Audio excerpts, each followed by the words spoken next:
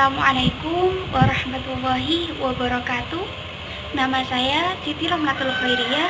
Di sini saya akan menjelaskan tentang konsep fikih.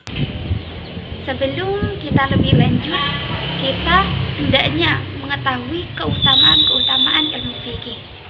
Seperti yang telah disebutkan dalam kitab Ta'limul Muta'allim dalam syairnya yang berbunyi tafaqqah fa indal fiqha afdalu qa'idi ilal birri wat taqwa wa a'dalu qasidi.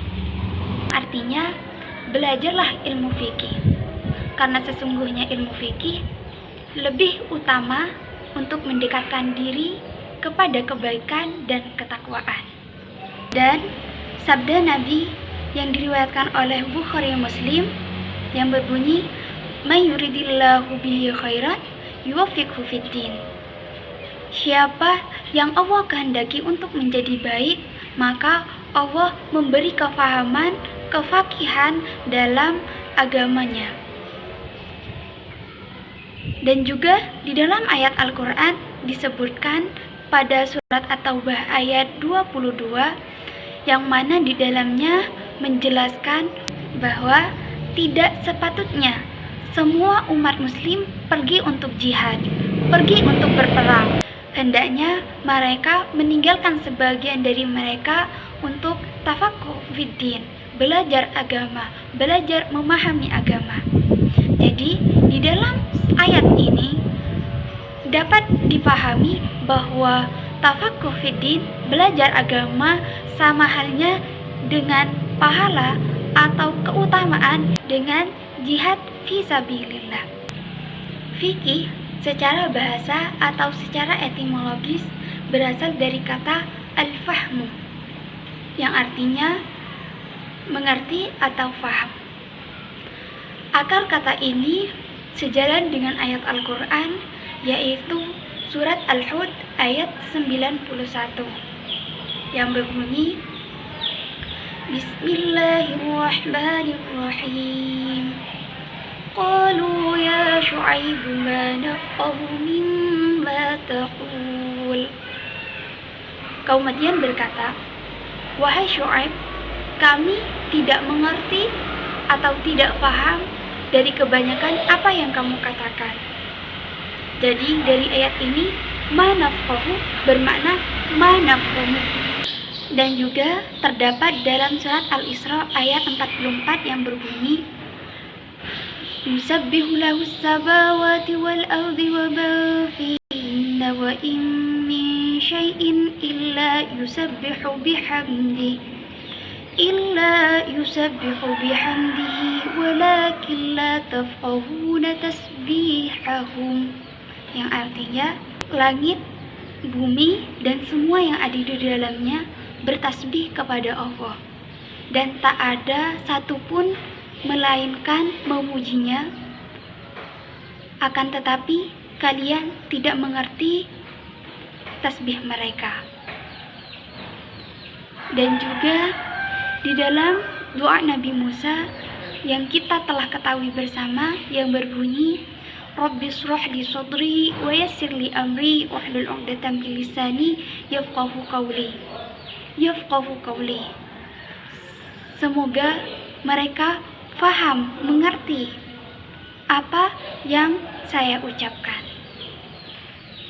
Jadi dari sini bahwa makna fikih bermakna al-fahmu, yaitu mengerti atau paham. Istilah atau secara terminologi yaitu didefinisikan sebagai al-ilmu bil ahkam asy-syar'iyyati al-amaliyati al-muktasabati min adillatiha tafsiliyah, yang artinya ya ilmu tentang hukum syariat yang berkaitan dengan amal yang digali dari dalil-dalil yang terperinci. Jadi dari pengertian ini terdapat cakupan-cakupan ilmu fikih, yakni al-ilmu bil ahkam asy-syar'iyyati, tentang ilmu syariat. Jadi yang bukan ilmu syariat tidak termasuk ilmu fikih, yaitu seperti ilmu logika dan sebagainya. Dua, yaitu al-amaliyati, berbentuk perbuatan amal. Jadi yang bukan termasuk amal seperti contohnya akidah itu tidak termasuk ilmu. Yang ketiga yaitu al-muktasabati, digali melalui ijtihad dari Al-Quran dan As-Sunnah. Yang keempat yaitu bidalilin tafsiliyati, yaitu dengan dalil-dalil yang terperinci, yaitu yang diambil meliputi Al-Quran, hadis, ijma, dan qiyas. Sasaran ilmu fikih. Adapun sasaran ilmu fikih ialah af'alul mukallaf, yaitu semua perbuatan yang menjadi tugas seorang hamba. Adapun af'alul mukallaf terbagi menjadi 3, yaitu al-amalu, amalan seperti sholat dan sebagainya, yang itu mencakup hukum wajib maupun sunnah. Yang kedua yaitu tarkul amal, meninggalkan amalan, seperti contohnya meninggalkan riba. Tarkul amal ini meliputi hukum haram maupun makruh.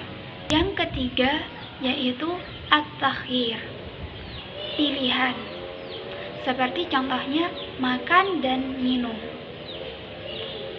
At-takhyir ini meliputi hukum mubah atau jaiz.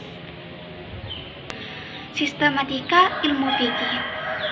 Ilmu fikih membahas tentang 4 pokok bahasan, yaitu yang pertama fikih ibadah, yang membahas tentang ibadah umat Islam, yaitu seperti sholat, puasa, zakat, dan haji. Yang kedua yaitu fikih muamalah, yaitu membahas tentang muamalah, kegiatan sehari-hari, dan berdagang sebagainya.